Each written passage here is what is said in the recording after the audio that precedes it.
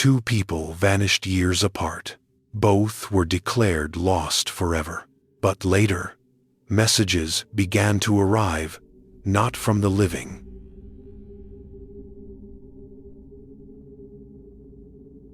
The last time I heard my sister's name spoken out loud, it wasn't by a living person. It was whispered in a room that smelled of old wax, damp wool coats, and something faintly metallic, like blood on cold iron. The town was Salem, Massachusetts, a place where history never quite learned how to stay buried. And I had promised myself I would never come back after Eleanor disappeared in the winter of 1911. Salem was supposed to be a stopover, nothing more. A quiet visit to settle my mother's estate and leave before memory could take root again. But grief has a way of bending intentions, especially in places where the dead are already said to listen. My sister Eleanor vanished on December 3rd, 1911.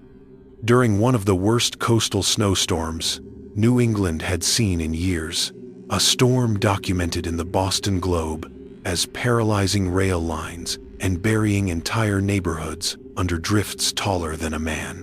She had taken the late afternoon train from Boston towards Salem to visit our aunt, a journey she'd made dozens of times.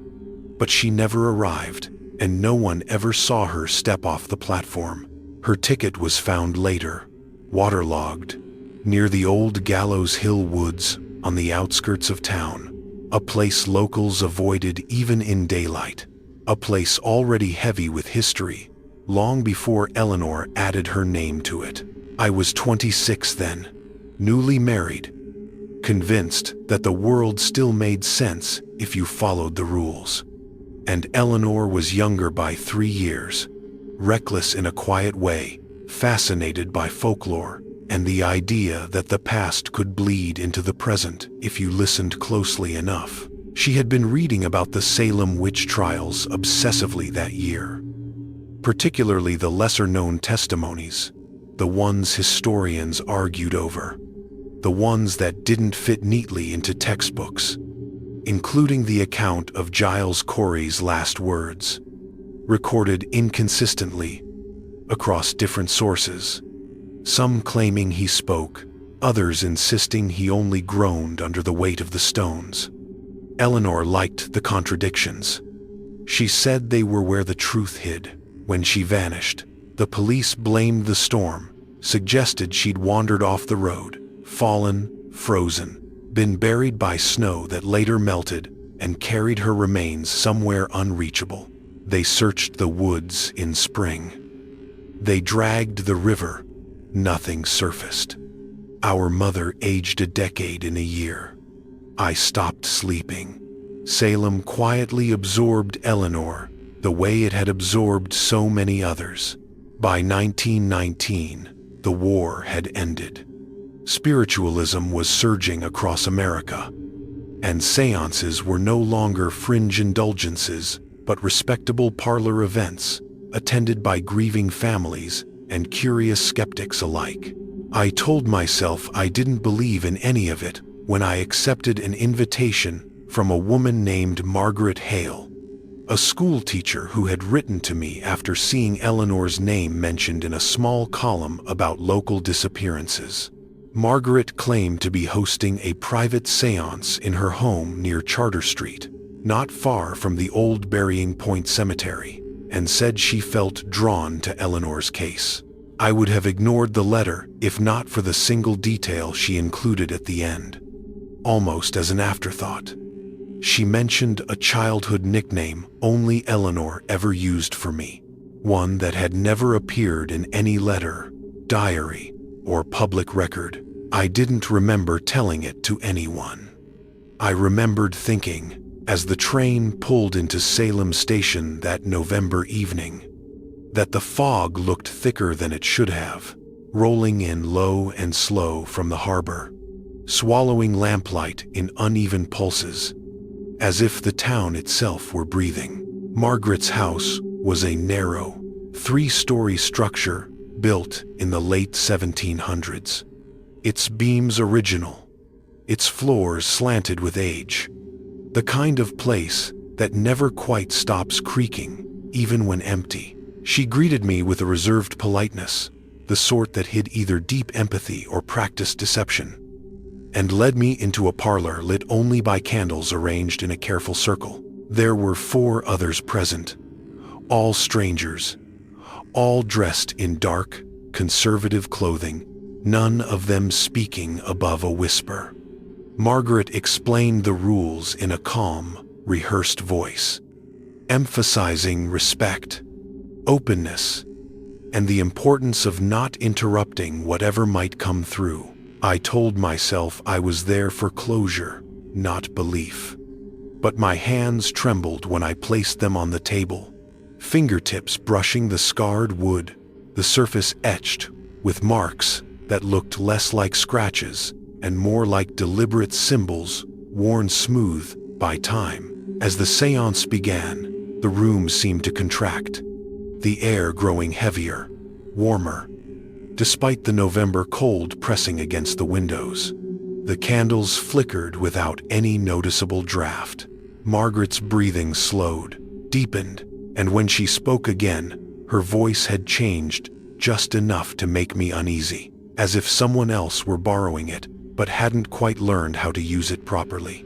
Names were asked for, dates, questions posed gently into the darkness. At first, nothing happened, and the rational part of my mind began to reassert itself, cataloging the experience as a carefully staged performance. Then the table gave a subtle, unmistakable twitch. One of the women gasped. Margaret's head tilted at an unnatural angle, and she began to hum softly. A tune I recognized immediately. A lullaby. Eleanor used to hum when we were children. A melody our mother had never known. I felt a tightness in my chest, a pressure building behind my eyes. And when the whisper came, it wasn't loud. It wasn't dramatic.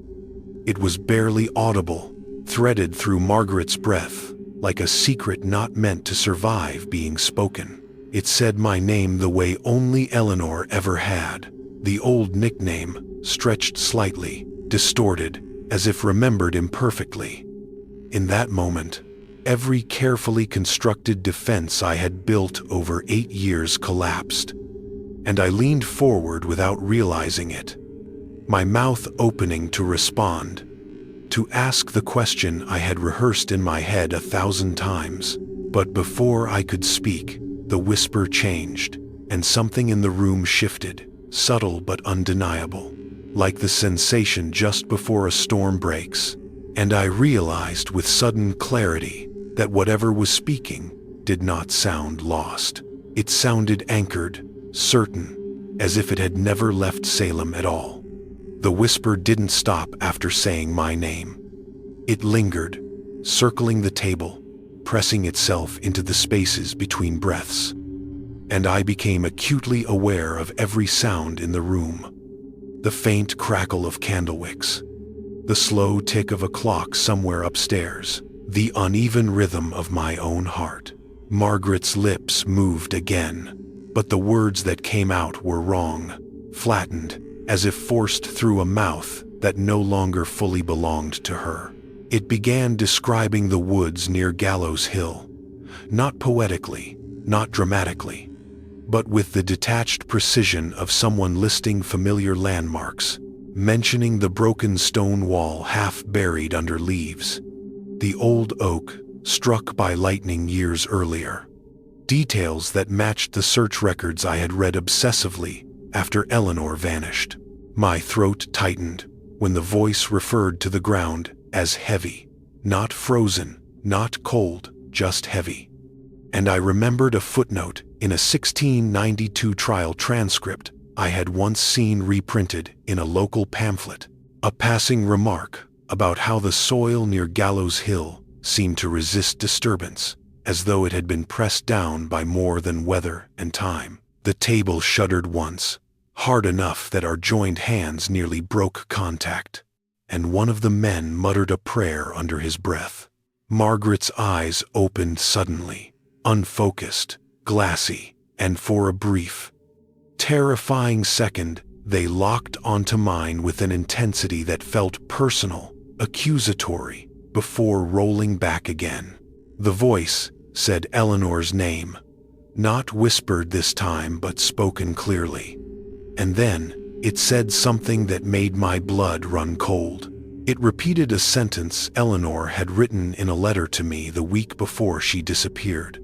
A sentence about Salem being a place where stories don't end, they just change mouths. That letter had burned with our mother's belongings in a house fire years earlier. I felt a sharp, irrational urge to stand, to flee the room, but my body refused to obey, held in place by a mix of fear and the desperate need for confirmation. The voice continued, explaining that Eleanor had gone to the woods deliberately, drawn by something she believed would answer her questions about the trials, about whether the voices recorded in court documents were metaphorical or literal. It said she had been warned, that she had felt, watched, that she had turned back too late when I demanded to know who was speaking, whether this was truly my sister or something else wearing her memories. The candles flared violently, their flames stretching upward in unison, and the temperature in the room dropped so sharply that my breath fogged in front of me. The response came slower this time, each word carefully chosen, and it claimed to be a witness, not a spirit, not a ghost, but something bound to place, something that had observed generations of fear, confession, and silence. It referenced the trials directly, mentioning an execution date accurately, a detail later confirmed in the official records kept by the Essex County Court Archives, and spoke of how some voices were never allowed to leave because they had been forced to speak lies under pressure, their truths anchored to the land. The séance ended abruptly when Margaret collapsed forward, her forehead striking the table with a dull thud, the candles extinguishing simultaneously, as if pinched out by unseen fingers. Chaos followed, chairs scraping, someone calling for water, but I barely registered any of it, my attention fixed on the lingering sense that the room was no longer empty even as the presence withdrew. Margaret regained consciousness minutes later, disoriented, with no memory of what had been said. And when I tried to repeat Eleanor's words, my mouth refused to form them, as though the language itself resisted being reused. I left the house shortly after, stepping into the cold Salem night, the fog thicker now, coiling around my ankles as I walked, guiding me without asking permission toward Gallows Hill. I don't remember deciding to go there. I only remember arriving at the edge of the woods and feeling a familiar pressure behind my eyes, the same one I'd felt during the séance. The path was barely visible, but my feet seemed to know where to step, avoiding roots and fallen branches with practiced ease. Near the old oak, I found a shallow depression in the ground, subtle enough to be missed by anyone not looking for it. The earth darker there, more compacted. I didn't dig. I didn't need to. Standing over that spot, I felt an overwhelming certainty that Eleanor had not been taken by the storm or the cold alone, that she had encountered something older, something tied to Salem's unfinished business, something that didn't kill her so much as keep her. In the weeks that followed, I tried to resume my life, to rationalize what I had experienced, but small things began to change. I started hearing my nickname spoken softly in empty rooms, always just out of sight. And I noticed discrepancies in historical texts I had once trusted, passages that seemed to shift in meaning when reread, as if the words themselves were unsettled. Eventually, I returned to Salem one final time, not to seek answers but to leave something behind. An admission written and buried near the oak, acknowledging that some witnesses never testify in court, that some truths are preserved only through repetition. The whispers stopped after that, but I still feel watched when I think of Eleanor. Not with malice, but with expectation. Salem remains a place of tours and plaques and carefully curated history. But I know now that beneath it all are voices bound, not by death, but by having been heard too late. And I am left with the quiet, enduring fear that by listening, I became a witness as well, one who will never fully leave.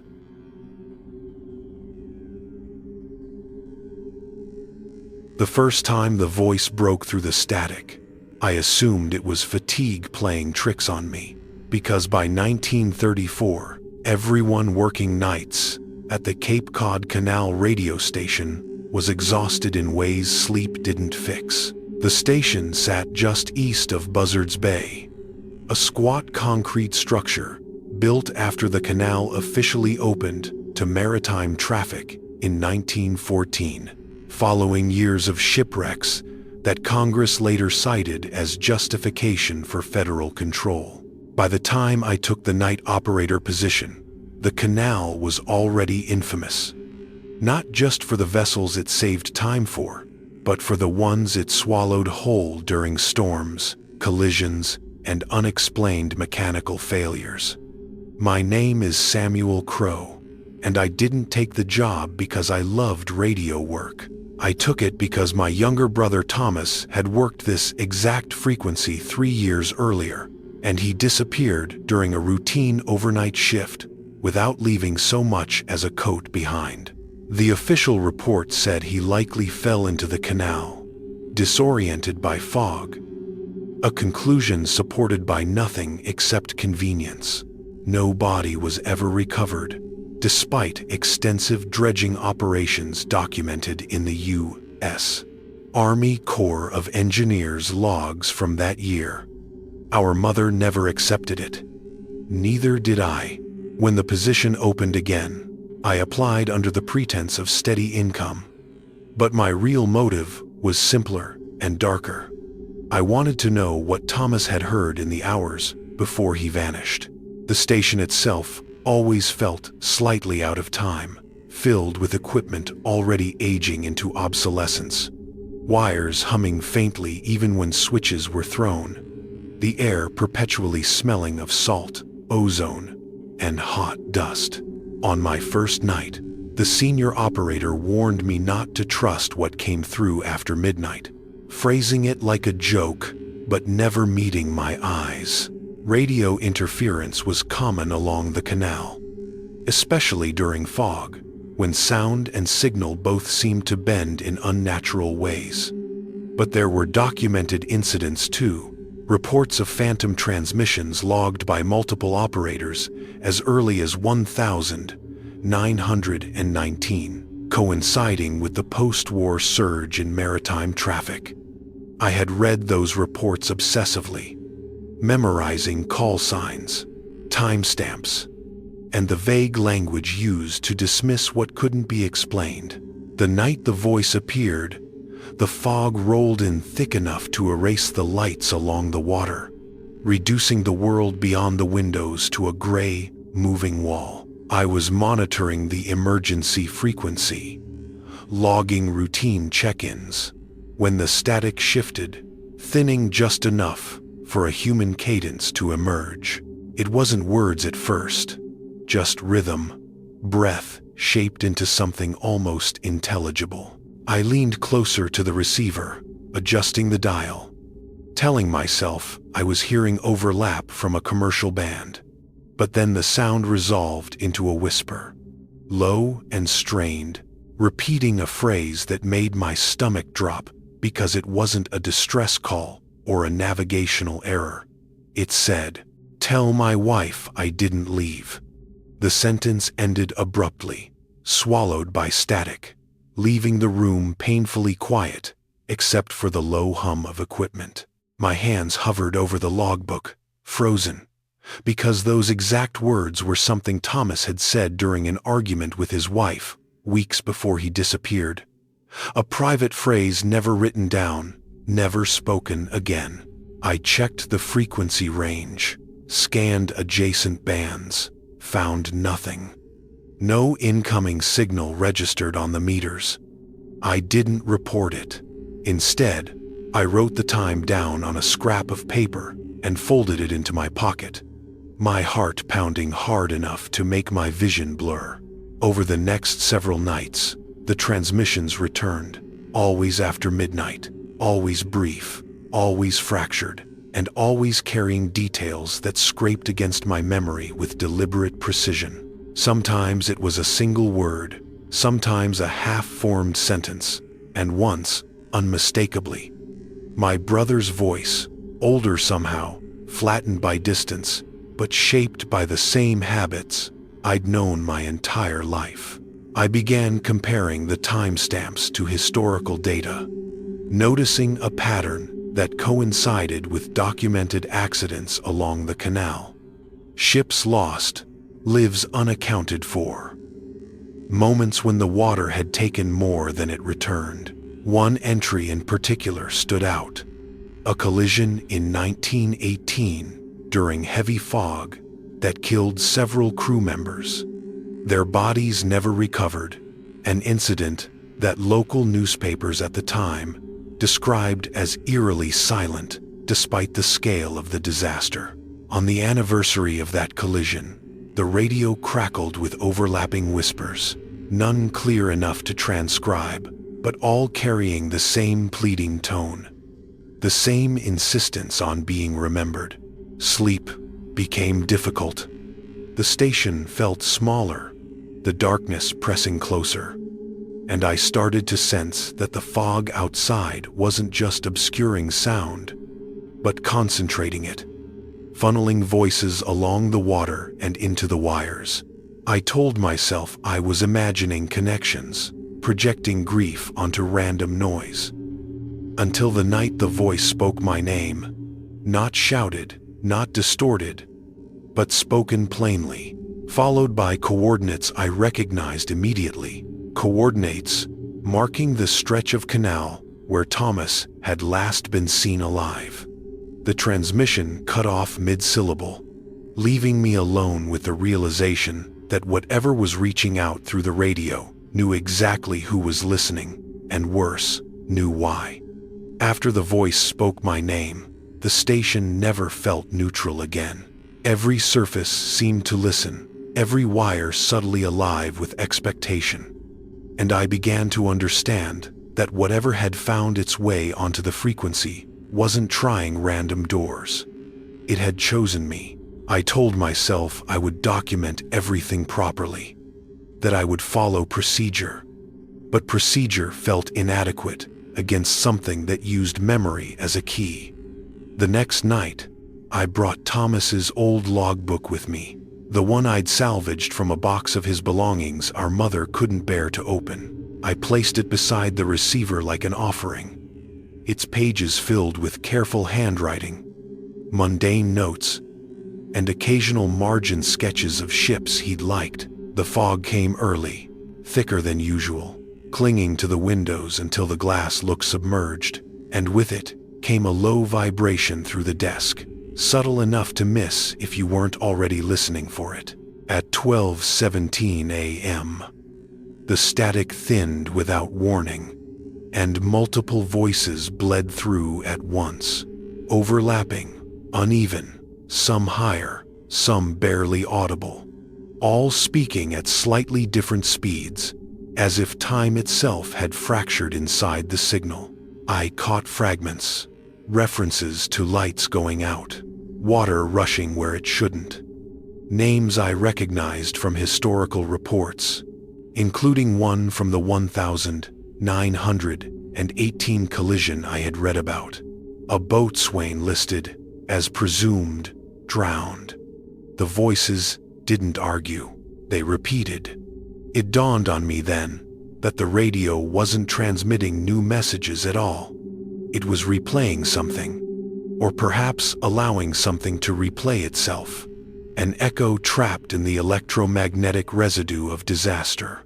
When Thomas's voice emerged again, clearer than before, it didn't sound panicked. It sounded resigned. He said he hadn't meant to stay, that he'd only gone outside for air, that the fog had felt thick enough to lean on. That phrase chilled me because it matched a line from a local oral history I'd once dismissed, an old fisherman's account archived in the Sandwich Historical Society, describing the canal fog as having weight on certain nights.